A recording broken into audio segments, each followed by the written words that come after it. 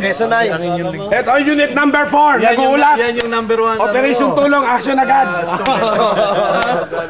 Hindi mo makilala. Si Dimilyo ito eh. Torbe. Hindi pa kilala kayo eh. Sa dami. O si Vergara. Siyempre. Unang klase nyo daw niya.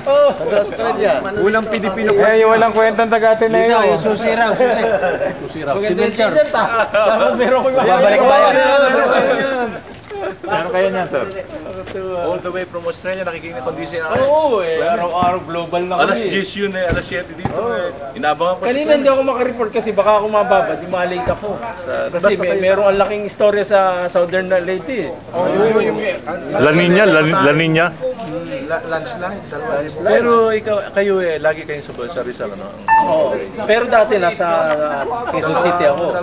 Kasi sa Diaryo ako eh. Sa balita ako. Hapon di ba in-air ko yan? Aba! Kaya yaman naman pala eh.